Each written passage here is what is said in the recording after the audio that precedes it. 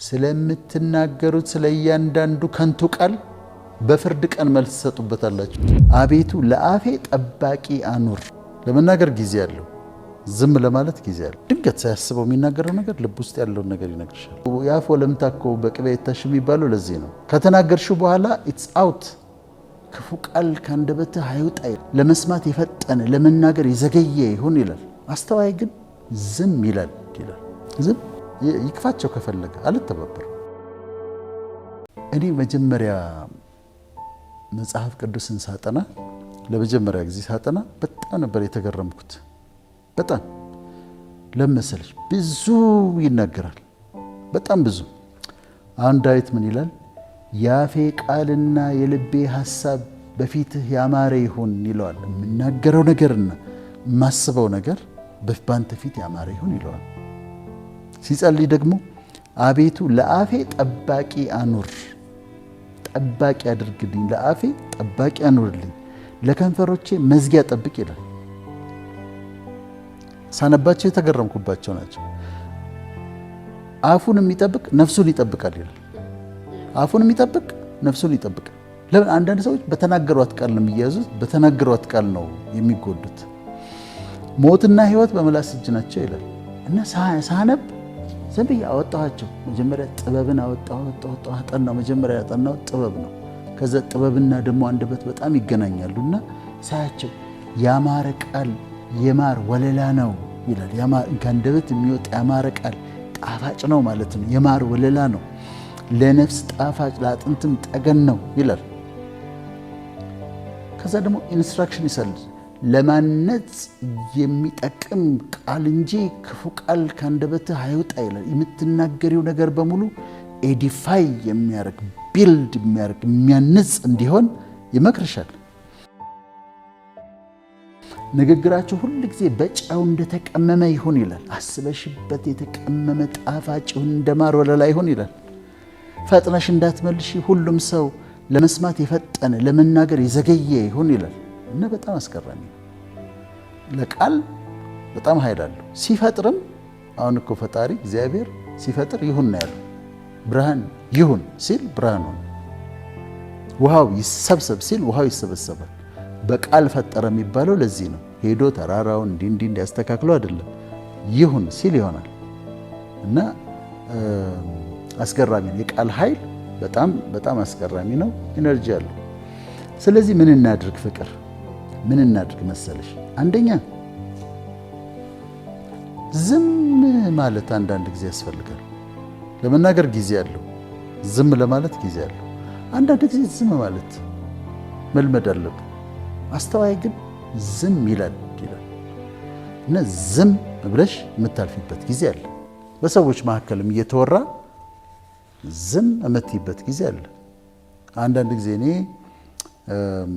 ወይ መንፈሳዊ ሰዎች ይሆናሉ፣ ቤተክርስቲያን ሰዎች ይሆናሉ፣ የሆነ ሀሜት ይነሳል እና ሁሉም ኮንትሪቢዩት ያደርጋል። አዎ እንዲያርገው እኮ እሱማ እንደዚህ ነው፣ እሱማ እንደዚህ ነው ለምን ይባላል። እና የሚፈትንሽ ምንድን ነው?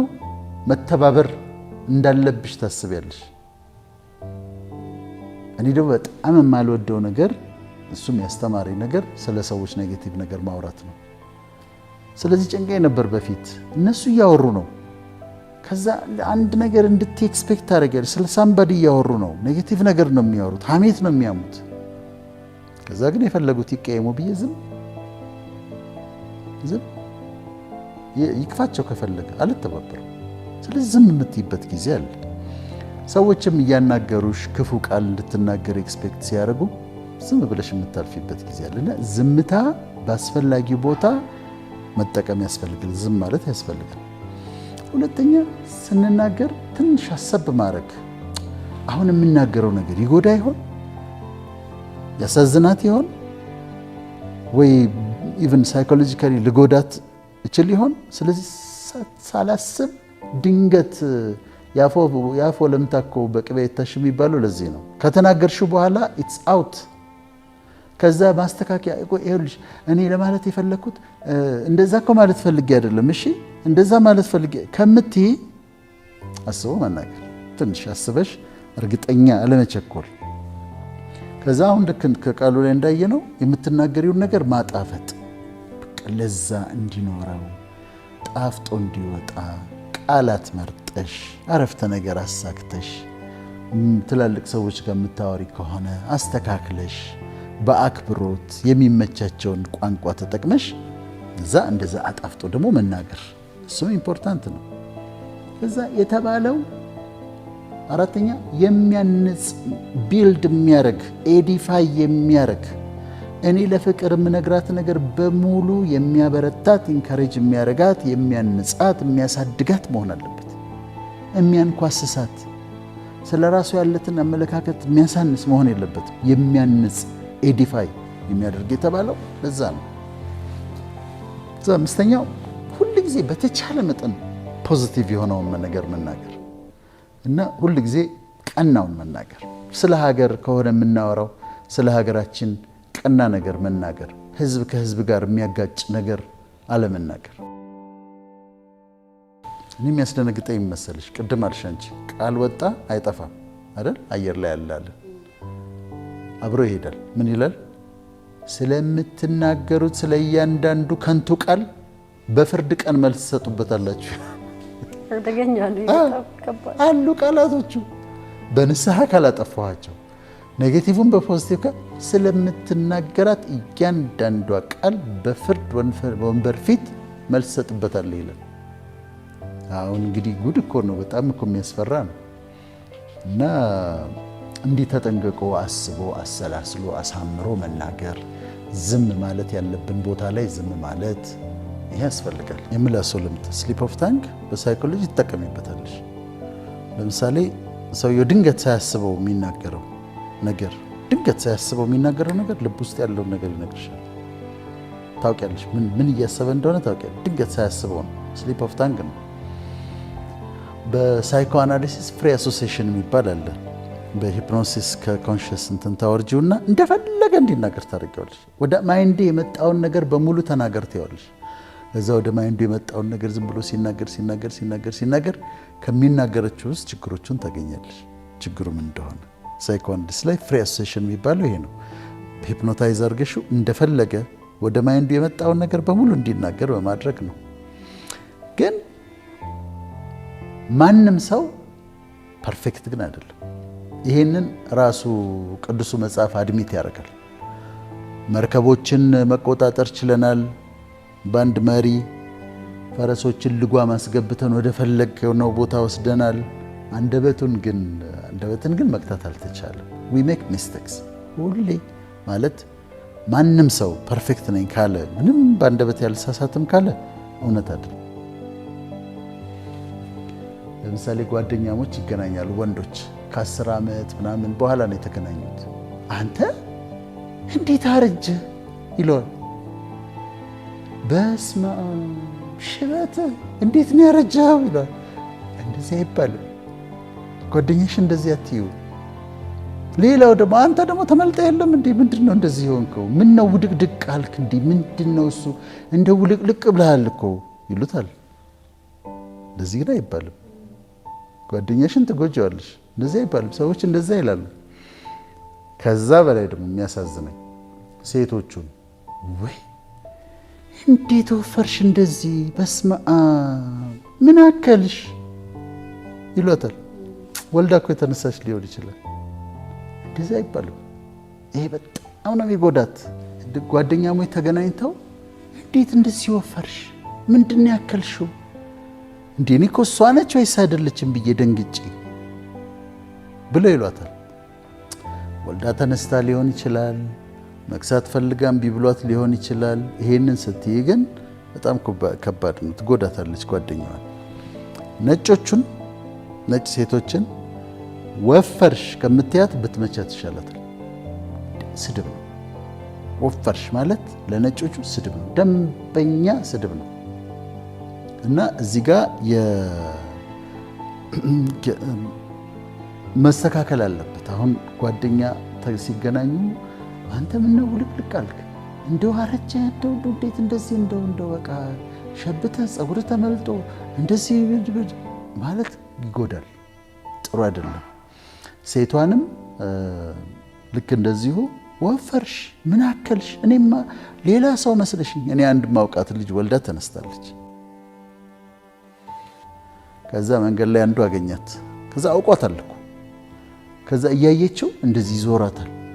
ይዞረ አንቺ ነሽ ይላታል። ከዛ በዛ ጋር ይመጣና አንቺ ነሽ ግን ይላታል። ምንድነው ያከልሽው? ምንድነው ያከልሽው? እንዴ አንቺ ነሽ እንዴ? ወልዳ ነው ከተነሳችው።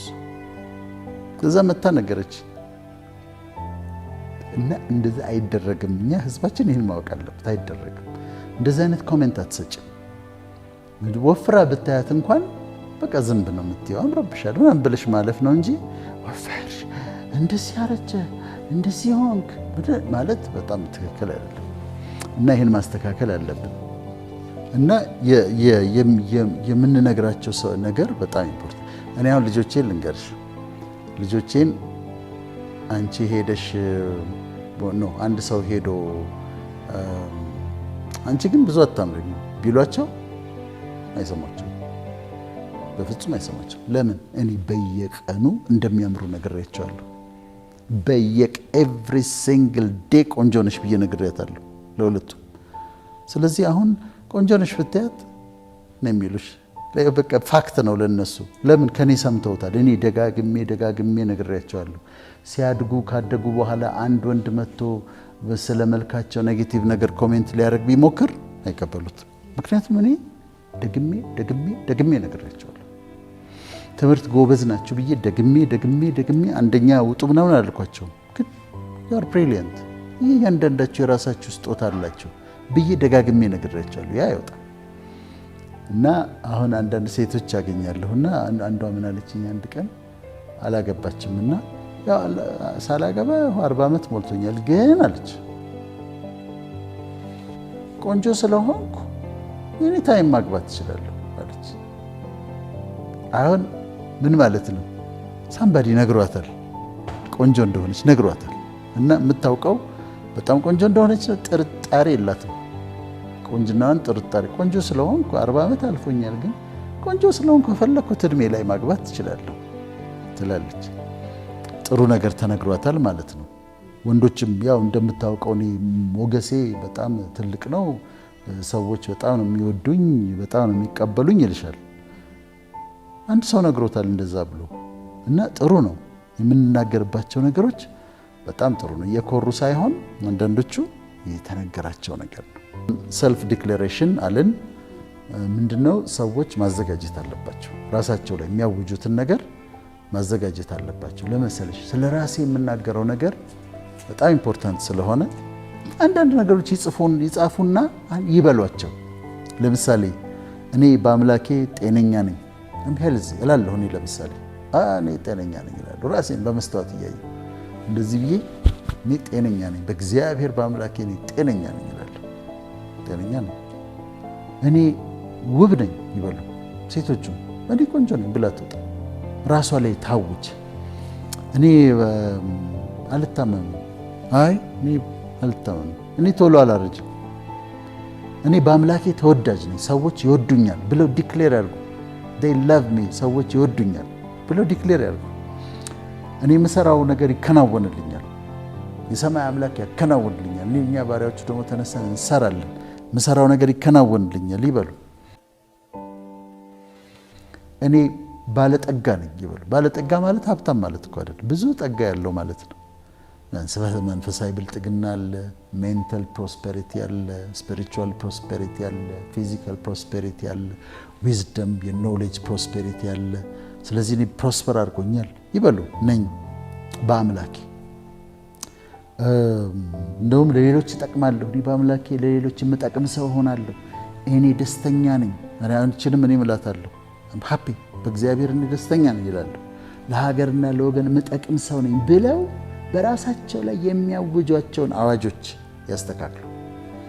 ከዛ ልጆቻቸው ላይ የኛ ልጆች አሁን ድሮ ገና ህፃናት ሆነው እናታቸው ድንገት ስትል አንዷ ታማ ድንገት ስትል አይታመሙም እላታለሁ።